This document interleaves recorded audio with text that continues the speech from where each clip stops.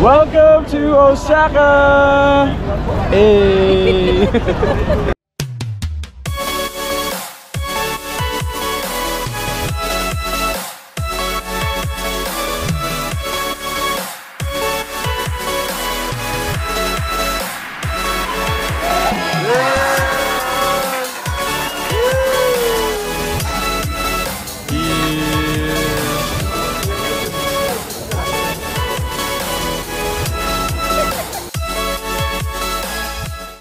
And yun na nga mga ma'am sir, no? Welcome back to my channel. For today's video, dadalhin naman namin kayo sa Osaka, Japan. Pero bago nga tayo pumunta ng Osaka, sobrang nabitin talaga kami sa aming naging stay dito sa Tokyo. Ang dami pa naming hindi napuntahan. Nagkaroon din ako ng mga short but sweet na trips around Tokyo to cap off our Tokyo trip. At binisita ko nga itong winter illumination dito sa may Roppongi Hills. Of course, every winter lang to meron guys. Kaya if you're going there on winter season, check this out. So ngayon guys, dito tayo sa Roppongi Hills. Dito nga ako dumiretso after Tokyo Disney Sea. So ito yung winter illumination dito. At kung makikita nyo, sa likod ko yun yung Tokyo Tower. And isa to sa mga Instagrammable at iconic dito sa Japan. Yung winter, yung ganitong season. At makikita nyo, every time magkakaroon ng stop or mag-stop yung traffic light, pupunta yung mga tao sa gitna para mag-pictorial. So, ang ginagawa natin ngayon. Struggle is real, pero para sa IG, let's go. So, yun ang nangyayari guys. So, habang naka-stop at naka-go yung pedestrian, ayan, yung pictorial yung mga tao. So, magdi-disperse yan. So yun guys, this is the famous spot where they usually take yung video or yung photo. So yun guys, usually pumipila sila rito for hours just to get this shot. Alam ko, struggle kasi wala akong kasama, so sariling sikap tayo. But anyway, for me, hindi siya sulit. I think meron pa naman mga ibang spots na pwede mo siyang makunan or what. But yun, kanya-kanyang trip. But yeah, okay pa rin naman kung marami kayong spare niya time. Pero ako hindi ako magtatagal dito. Buti na lang, gabi na. So, konti lang nakapila, kaya okay lang yun. Kulang talaga yung 4 full days namin dito. Kaya for sure, babalik pa rin kami rito sa Tokyo para sa aming mga unfinished business. At sa aming 5th day nga dito sa Japan, we are now going to Osaka. At para makapunta doon, kailangan naming sumakay ng Shinkansen or yung bullet train. Ito kasi ang fastest way to get to Osaka from Tokyo.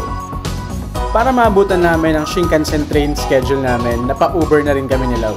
Iwas ligaw na rin to dahil alam naman natin kung gaano kalaki ang Tokyo Station. Dumaan din kami sa isang convenience store para bumili nitong Tokyo Banana na perfect pampasalubong, plus this bento meal para sa aming breakfast while riding the Shinkansen papunta ng Osaka. Make sure na on time kayo sa pagdating ninyo dito sa Shinkansen Station sa Tokyo papunta ng Osaka. Dahil hindi kayo hihintayin nito guys.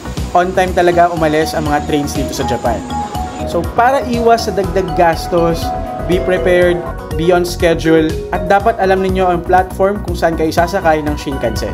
If you are planning to take the Shinkansen to go to Osaka from Tokyo, make sure na nakabook na kayo ng ticket in advance. Dahil madalas sold out ito, lalo na tuwing peak seasons. 2.5 hours din ang biyahe from Tokyo to Osaka through Shinkansen. Kaya nagbaon na rin kami ng aming brunch para dito na kumain. And if you want to see Mount Fuji while en route to Osaka, dun kayo sa right-hand side seats umupo. From here, kitang-kita nyo Mount Fuji from afar at talaga namang sulit ang inyong Shinkansen ride kapag ito ang view ninyo. Sakto rin tong trip na to para makapagpahinga ng konti. And after 2.5 hours of Shinkansen ride, we're now here in Shin Osaka Station.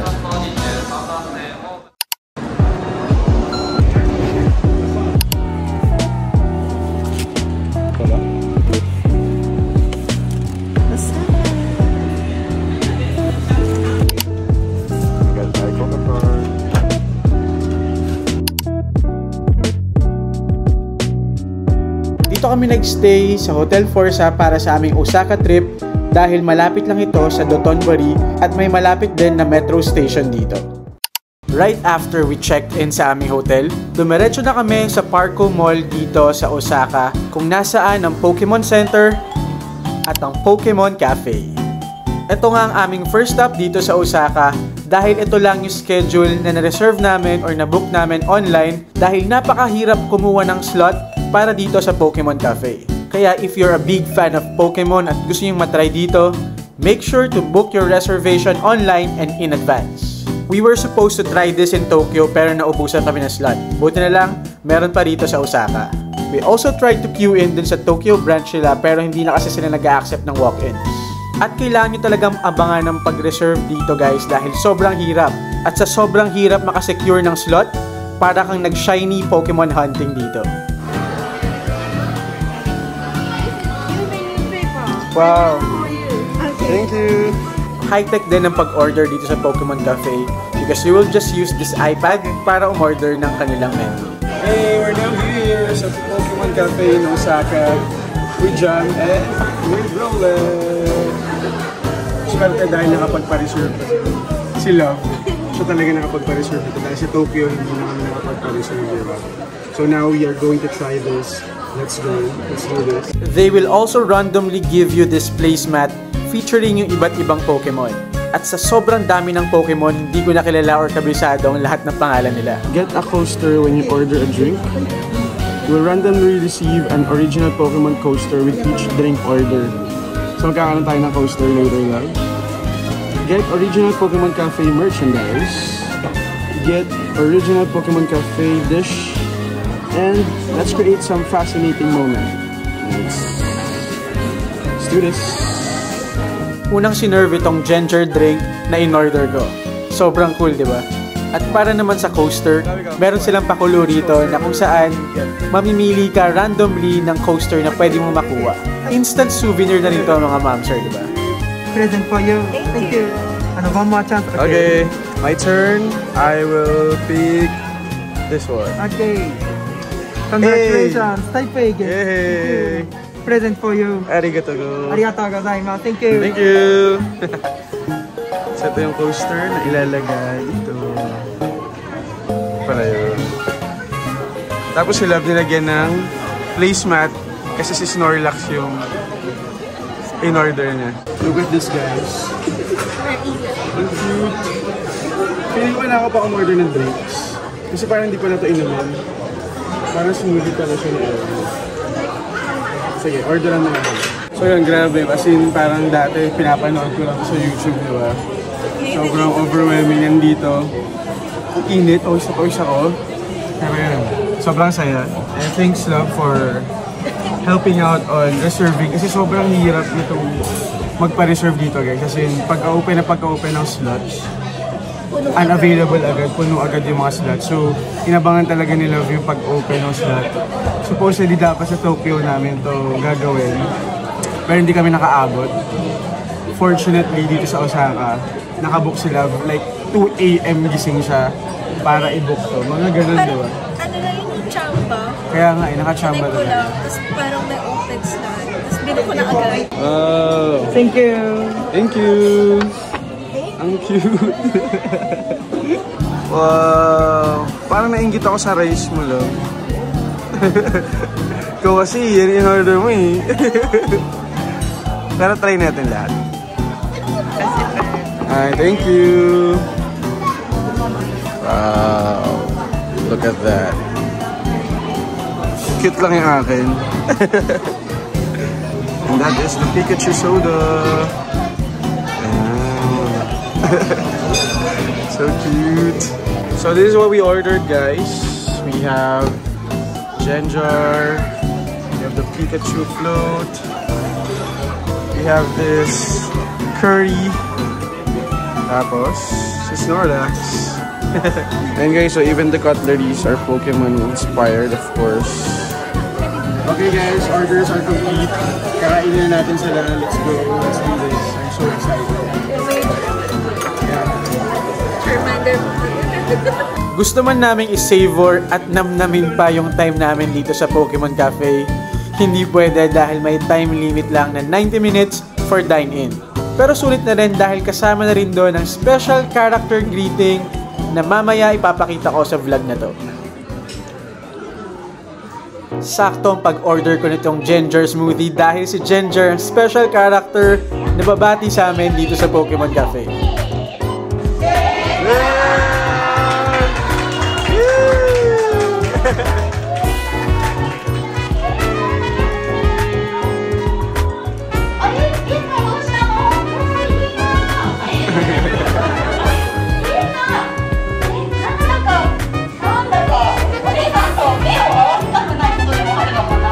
Iba't ibang mga Pokemon ang featured dito sa Pokemon Cafe na pwedeng makipag-meet and greet sa inyo. Saktong-sakto dahil isa si Ginger sa mga paborito kong Pokemon kaya sobrang na-enjoy ko to.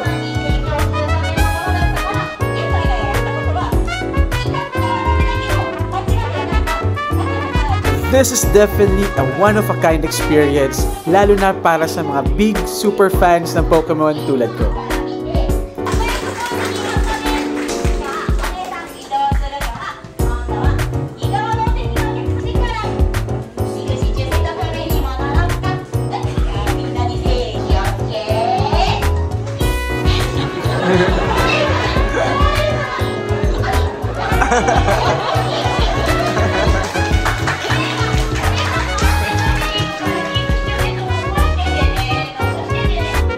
After that Ginger experience, umorder din kami ng dessert, featuring Tandemaus.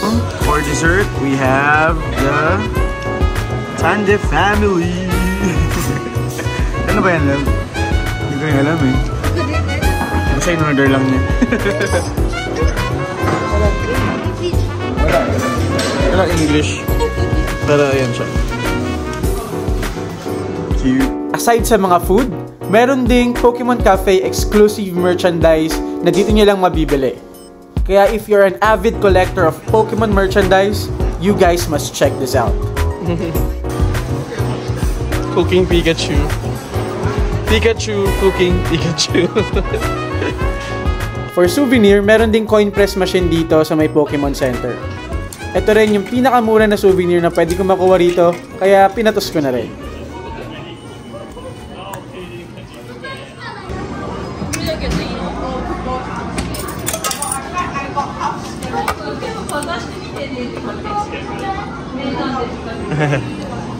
Cute. Hey, we're here in Osaka. So, nandito kami ngayon sa Shinsaibashi para sa Pokemon Cafe. Yun yung naging una naming stop sa Osaka kasi yung nabook ni Love or napareserve namin is sakto doon sa punta namin dito sa Osaka. Eh, yun lang yung available na date at time. Sobrang weird, but ganun talaga kami. Ganun magmahal si Love sa akin. Alam niyo na, paborito talaga ang Pokemon. So, ayun, siya yung nakapag-book nun at nag-reserve actually. But anyway, papunta na kami ngayon doon sa Dotonbori area kung saan tingnan namin yung mga iba't ibang mga shops, di ba? Yun yung una naming goal, and then magpapahinga kami saglit sa hotel. And then, mamayang gabi-gabi, actually paggabi na, pero alas 4 pa lang guys. Ang dilim, ang bilis dumilim sa Japan ngayon. Starting ngayon nga, autumn season na kasi. So yun, mag-check lang kami around the area. Pero later pa kami mag-food trip ni Love. Yun yung nililook forward talaga namin pareho dito sa Osaka. Kasi sa Tokyo, hindi talaga kami nakapag-food trip guys. Hindi talaga. And ito, Osaka is like the kitchen daw of Japan eh. So, malamang sa malamang, dito talaga kami makakain ng authentic at masasarap na Japanese food. Yun lang, let's go!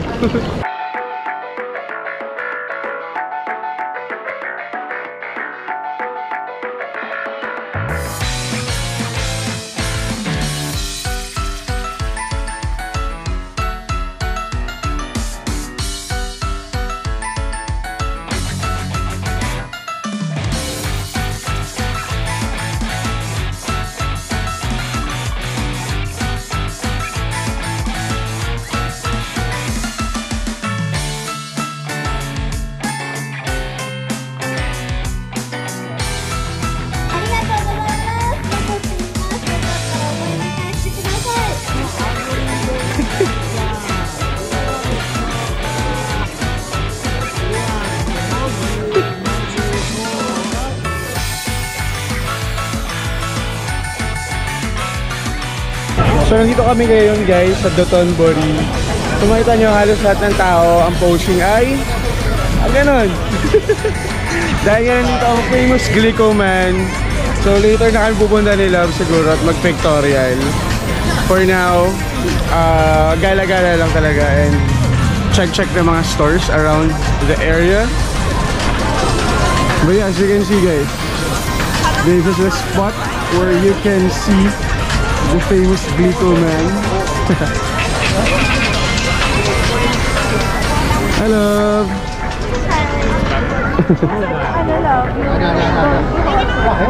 Don Quixote. Ayan o. Sa kabilang side. Medyo nakaramdam na rin kami ng gutom, kaya naman naghanap kami ng pwedeng machicha. Nakita namin tong Tori Cara stick at tinry namin kung okay. Mahalin tulad ko ang lasa niya sa chicken nuggets. Although, pwede na, pantawid gutom. Pero hindi pa rin to sapat kaya naghanap pa kami ng iba pang pwedeng makain around Dotonbori. Naghanap si Love ng something sweet kaya nung nakita namin tong strawberry mania, bumili siya ng strawberry mochi. Ayan na, thank you. Yay! Sunod naman namin sinubukan itong 10 yen cheese waffle na sikat din dito sa Dotonbori, Osaka. Nung una medyo natameme tayo kung paano umorder dahil ang high-tech na pala ng pag-order nito dito guys. Akala ko kasi sa mga ramen houses lang ganito ang pag-order. Pati pala itong 10 yen cheese waffle, ganito na rin. High-tech! Wow, high-tech! After makuha yung stub, ibibigyan nyo lang to doon sa nagtitinda para maklaim ang yung 10 yen waffle. Although meron ng ganito dito sa Hong Kong, pero iba pa rin siguro at mas authentic ang feels or experience pag dito namin titikman sa Osaka. Sa unang kagat, cheese agad. Although sakto lang yung lasa niya at hindi naman sobrang special, sumakto lang din siguro talaga sa season dahil malamig nung time na yon at na-enjoy namin ang aming hot 10 yen waffle. Ano? Okay naman.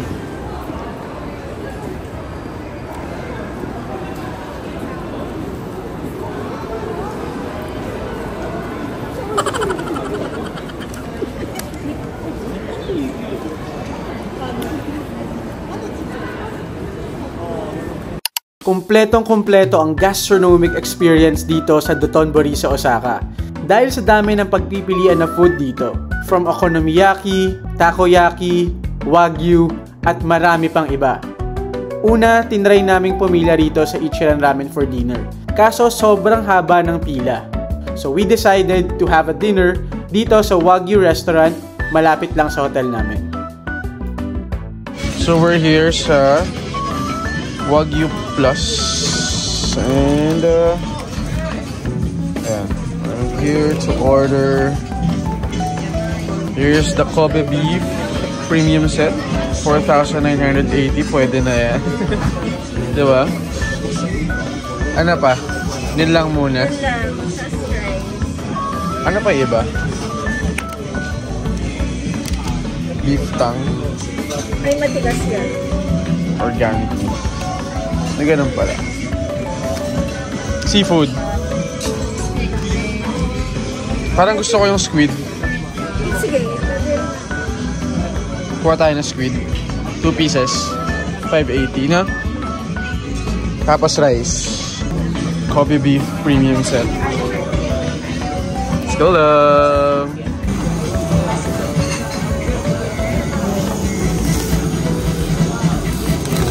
Wow. Sugoi.